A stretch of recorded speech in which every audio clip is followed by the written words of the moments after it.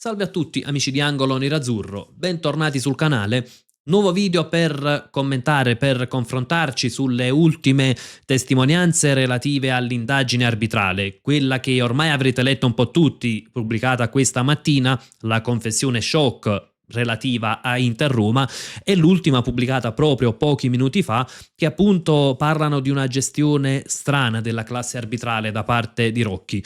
Andremo poi naturalmente a commentare le ultime di calciomercato, visto che ci sono delle novità, dei movimenti, ecco, delle indiscrezioni su quelle che potrebbero essere le mosse dell'Inter sia per quanto riguarda la porta sia in difesa.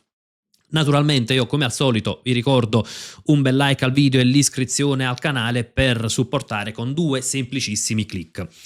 Iniziamo dalla confessione shock relativa ad Inter Roma. L'avrete probabilmente letto un po' tutti, ma la riepiloghiamo se qualcuno se la fosse persa. È praticamente un testimone che è rimasto anonimo, avrebbe confessato in procura che in Inter Roma la VAR voleva richiamare l'arbitro per il fallo di Casu Bissek, ovviamente Inter Roma dello scorso anno. Il VAR avrebbe risposto testuali parole: fatti tuoi, su indicazione di Gervasoni.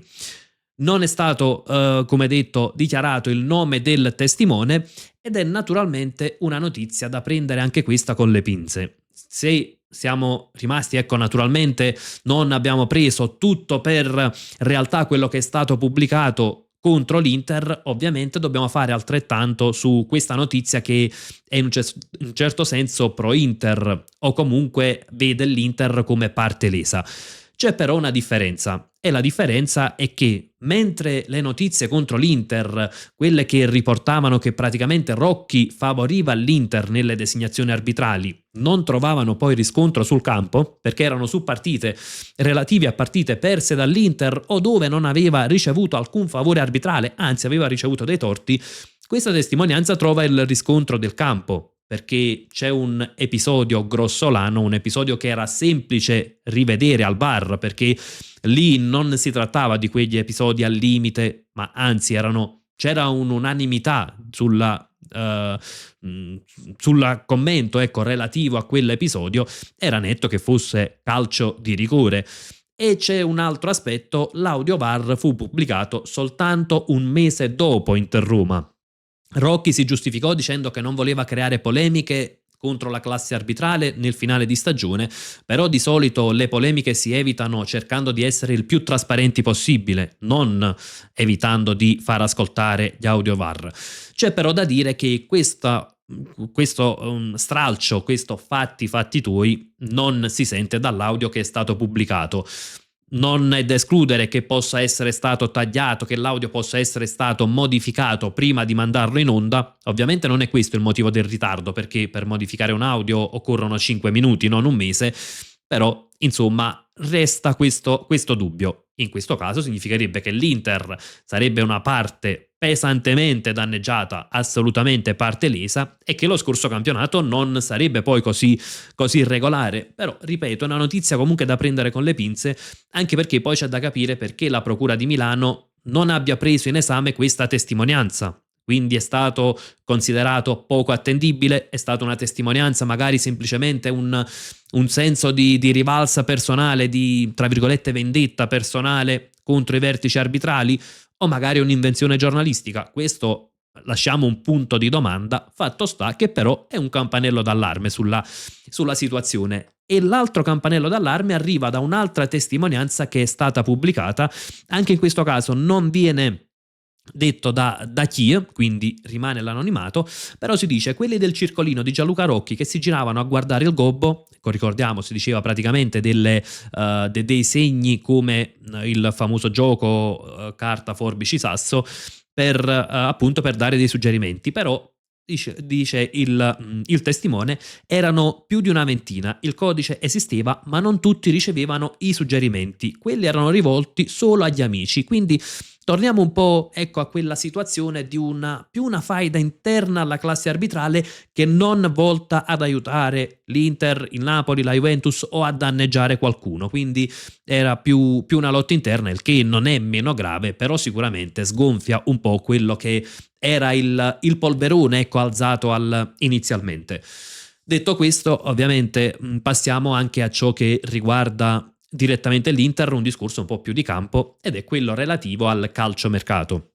L'Inter, come ben sappiamo, cerca un rinforzo in difesa. C'è l'accordo con Mouaremovic, manca però l'accordo col Sassuolo e, secondo le ultime notizie, il Sassuolo vorrebbe 20 milioni soltanto per la sua parte, quindi ricordiamo che l'altro 50% spetta alla Juventus. Per incassare 20 milioni il Sassuolo significa fare una valutazione di Mouaremovic pari a 40 milioni. L'Inter valuta il bosniaco intorno ai 25, quindi naturalmente ci sarebbe una distanza importante.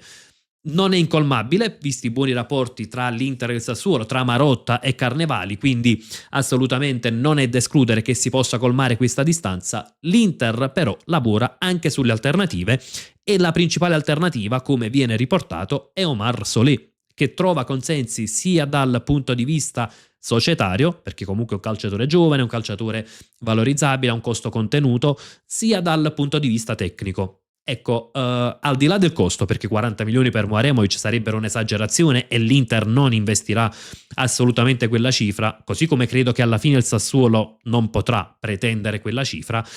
Poi c'è un discorso legato, ecco, alle caratteristiche, perché magari Mouaremovic è più un calciatore da marcatura, è più, ecco, quel profilo un po' più simile ad Acerbi per le caratteristiche, quindi più da marcatura, più da centrale della difesa, quel calciatore che forse può più guidare la difesa.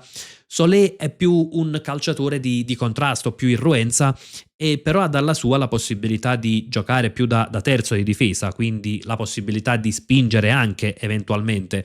Bisogna capire l'Inter che tipo di difensore vuole innanzitutto, prima poi di affrontare un discorso economico. Per una mia idea, quindi per il mio parere personale, se cerchiamo il centrale della difesa 3, quindi con Akanji che dovrebbe tornare sul centrodestra, perché per me Akanji non ha caratteristiche da centrale, da difensore che deve guidare la linea, perché troppo spesso vediamo quel calo di concentrazione, quella marcatura che scappa.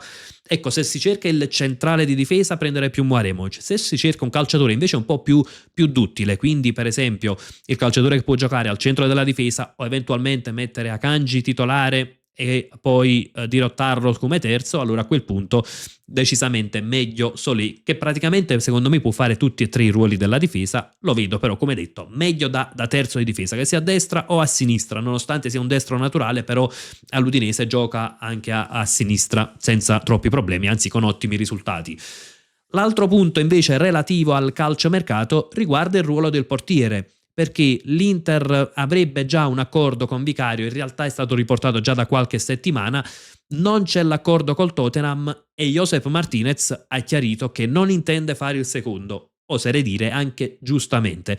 Quindi l'Inter si trova un po' in questa situazione dove dovrà decidere, ecco, cosa fare col portiere, perché prendere Vicario, come dicevo anche io qualche giorno fa, e anche la notizia che è stata riportata riporta un po' anche le cifre, prendere Vicario più un secondo portiere, perché a questo punto se Sommer va via, se Martinez non vuole fare il secondo portiere, significa investire 25, 27, 30 milioni tra i due nomi. E ricordiamo, al momento, da quello che si vocifera, il budget messo a disposizione da OAC3 sono 40 milioni più le eventuali cessioni. Quindi se in casa c'è già Josep Martinez, sul quale, da quanto viene riportato, si stanno facendo ancora le valutazioni, però se in casa c'è già un portiere, un buon portiere, non è un fenomeno, però un buon portiere, un portiere che ha mostrato affidabilità, e se c'è necessità di rinforzare anche gli altri ruoli e non c'è un investimento molto importante della società, a questo punto non vado a sperperare 25-30 milioni di budget per il portiere, dopodiché dovrò rinforzare comunque la difesa, dovrò rinforzare il centrocampo. A quel punto vado su Josep Martinez come il titolare, evito l'investimento in porta o devo fare un investimento molto minimo per un secondo portiere, e dopodiché posso andare ad avere più possibilità di investire negli altri ruoli. Ecco, faccio un esempio: come secondo portiere si potrebbe provare, ammesso che lui sia disponibile, Filip Stankovic, sul quale l'Inter vanta un 50% sulla rivendita e quindi praticamente costerebbe la metà, con 4-5 milioni si può portare a casa. Perché faccio il nome di Stankovic? Non per utilizzarlo semplicemente da secondo, cosa che probabilmente neanche lo stesso portiere attualmente al Venezia sarebbe disposto a fare, perché è chiaro che venire a fare il secondo rischia un po' di rallentare la sua carriera, ma si potrebbe prendere Stankovic e valutarlo. Magari iniziano con Josep Martinez come titolare e Stankovic come alternativa, ma dando delle possibilità a Stankovic, mettendo, perché no, anche un po' in competizione i due. È vero che la competizione a volte toglie anche un po' di sicurezza ai portieri, però Josep Martinez ha dimostrato che anche in quelle poche occasioni, ecco, è un portiere che riesce a dare il 100%, riesce a dare affidabilità anche quando ha poche chance di mettersi in mostra, quindi magari poi queste ovviamente sono delle valutazioni che possono fare soltanto lo staff tecnico, che ovviamente conosce anche le personalità di ogni singolo calciatore, però è un qualcosa che secondo me potrebbe funzionare all'Inter, e magari l'Inter poi potrebbe trovarsi anche un portiere ancora più giovane di Josep Martinez, ma chiaramente è solo un'idea, perché poi con 4-5 milioni di investimento un secondo portiere si trova, però permette poi di avere più budget per gli altri ruoli.